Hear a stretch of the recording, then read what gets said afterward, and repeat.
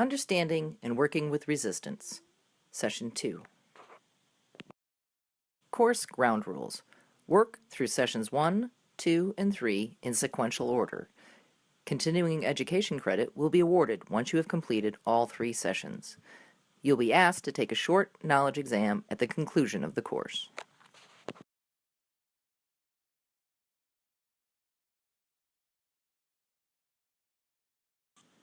Use speakers or headphones to hear the audio portion of this video. Download and print the course workbook, which is available online. As the workbook exercises appear, pause the video to complete them.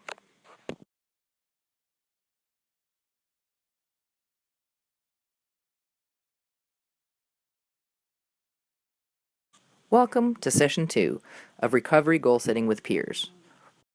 In this course, you will identify internal and external factors that reinforce resistance to change for peers, define the role of peer specialists in overcoming resistance, and learn strategies to support peers in overcoming resistance.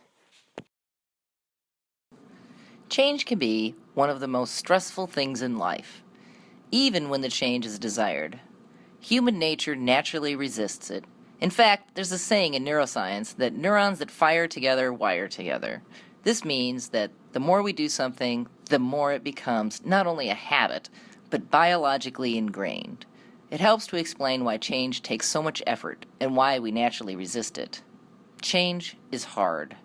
Fear of change is a natural reaction to change, but traditional treatment-focused mental health systems often don't acknowledge that or allow for it. What terms do we apply to people who resist change?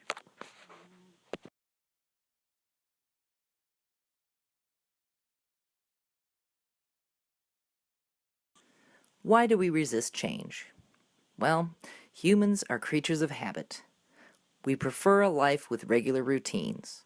We like things to be predictable. Change involves not only changing behavior, but also changing our experiences, our beliefs, and at the core, it requires changing our identity. This is an immense undertaking.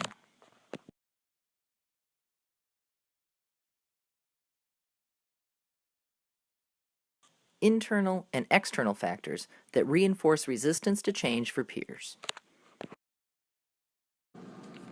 We all have 2 forces within us that reinforce our resistance to change: internal pressures and external pressures. Let's take a closer look at these forces. Here are some examples of internal pressures, messages we might send ourselves.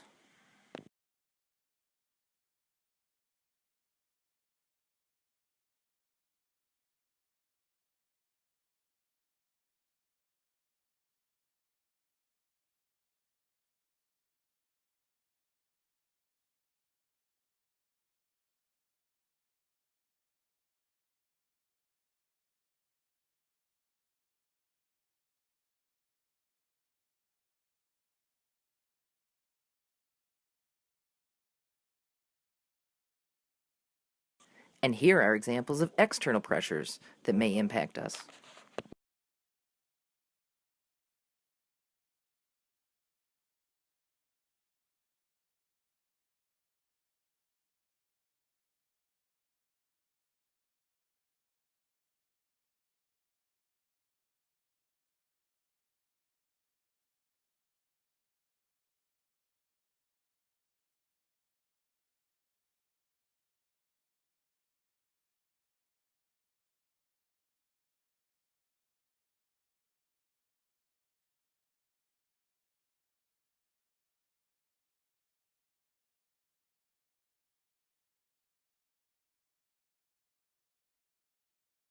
Take a moment to give examples of internal and external forces in your life.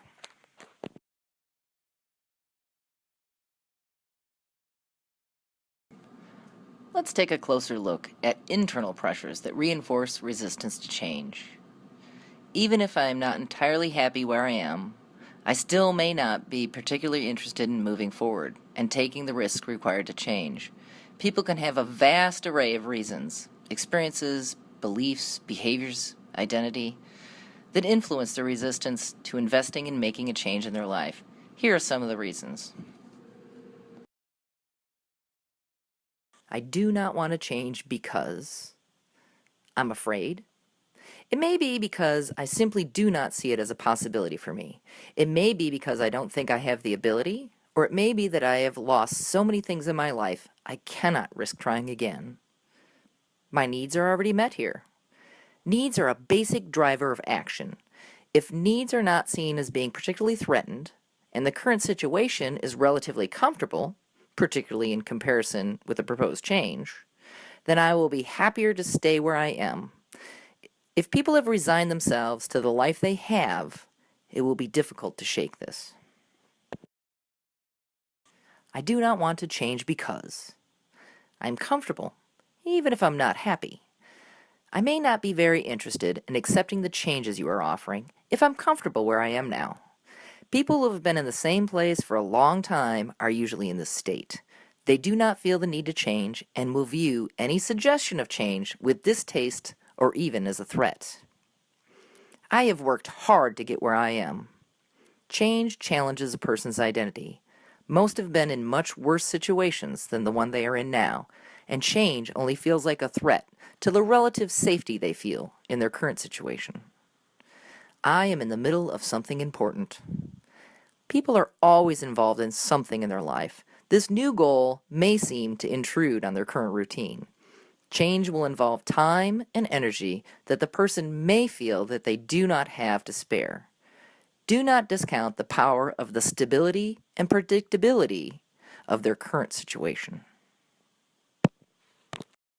I do not want to change because I do not understand what purpose there is in making changes. It is a common problem for those who are promoting change to assume that it's easy to understand why change is important. If people do not see any direct benefit in their life, they will be less likely to make changes. The destination looks worse than where I am now. Although I may want to move, the final destination of the change looks significantly worse for me than the current position. If you want people to voluntarily make change, then it must be to a place that they see as better than what they have now. I do not want to change because it has nothing to do with me. If the change has nothing to do with me, if the benefits are all for other people, or if it's just because it's part of my treatment, then I will feel no pull to make changes and I will not buy into the change. I do not know which way to move. I may want to make changes in my life, but I may not know which way to go. Some changes sound wonderful, but when people are left unsure of what to do, they do nothing. Often people are expected to make changes, but they are not provided the supports or the chance to learn new skills needed to make changes. I do not want to change because the journey looks painful. The final destination may be great, but the journey from here to there looks very uncomfortable. The anticipated pain of the change is more immediate than the distant and hazy future.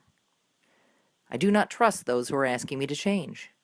If my experience with you, as a representative of the system, is that you have been untrustworthy in the past, then I'm not likely to buy your vision of the future.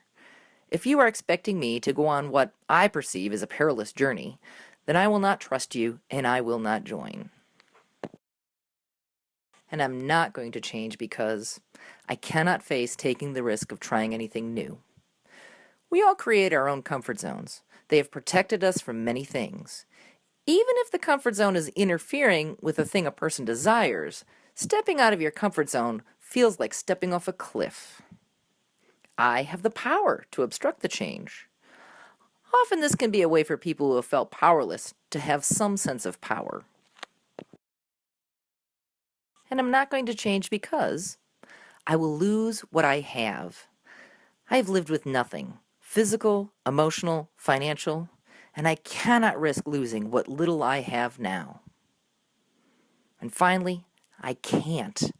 I truly feel that you are asking more of me than I can handle. What other statements would you add from your own experience?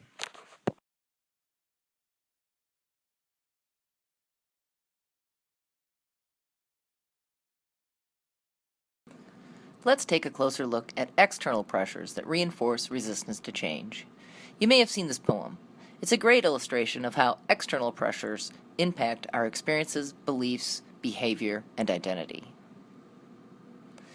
If you're overly excited, you're happy. If I'm overly excited, I'm manic. If you imagine the phone ringing, you're stressed out. If I imagine the phone ringing, I'm psychotic. If you're crying and sleeping all the time, you're sad and need a timeout. If I'm crying and sleeping all the time, I'm depressed and need to get up. If you're afraid to leave your house at night, you're cautious. If I'm afraid to leave my house at night, I'm paranoid. If you speak your mind and express your opinions, you're assertive. If I speak my mind and express my opinions, I'm aggressive. If you don't like something and mention it, you're being honest. If I don't like something and mention it, I'm being difficult. If you're angry, you're considered upset. If I get angry, I'm considered dangerous. If you overreact to something, you're sensitive. If I overreact to something, I'm out of control. If you don't want to be around others, you're taking care of yourself and relaxing. If I don't want to be around others, I'm isolating myself and avoiding. If you talk to strangers, you're being friendly. If I talk to strangers, I'm being inappropriate. For all of the above, you're not seen as symptomatic, told to take a pill, or hospitalized. But I am.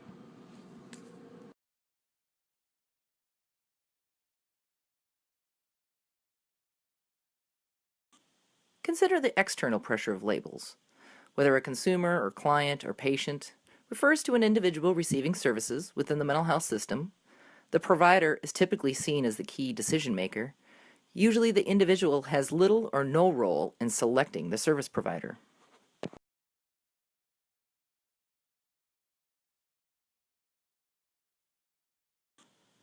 What are other external pressures that reinforce resistance beyond those of the service delivery systems?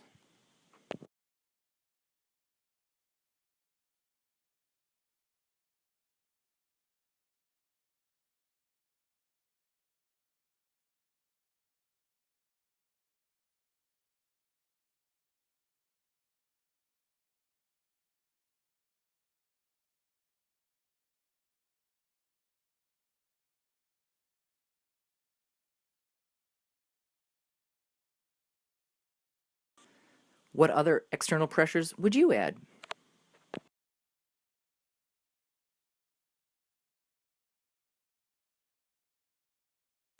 The role of peer specialists in helping people overcome resistance.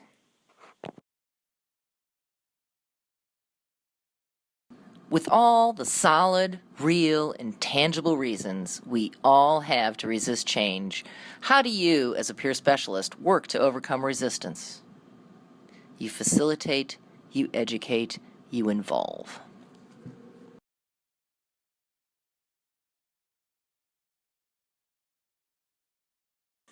Strategies to support peers in overcoming resistance.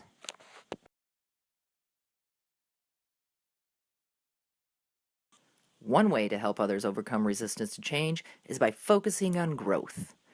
Change often brings feelings of loss or deprivation.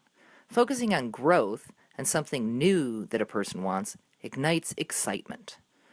What are 3 ways you could do this?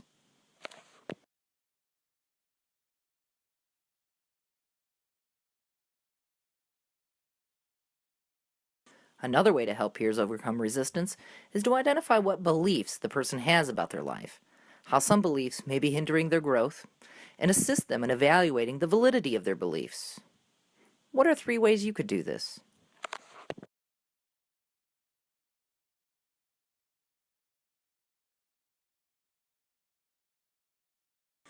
Acknowledging that change will be stressful and helping the peer prepare for it will go a long way to support and encourage that person to take the necessary risks. What are 3 ways you could do this?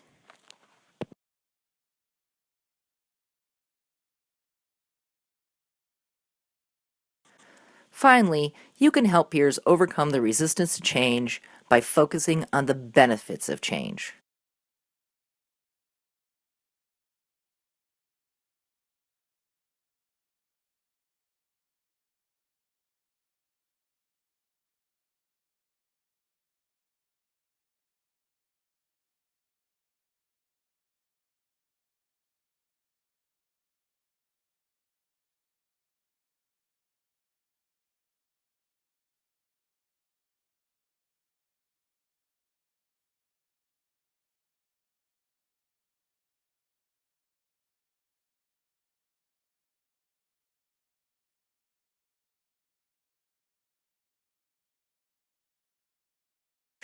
What are 3 ways you could do this?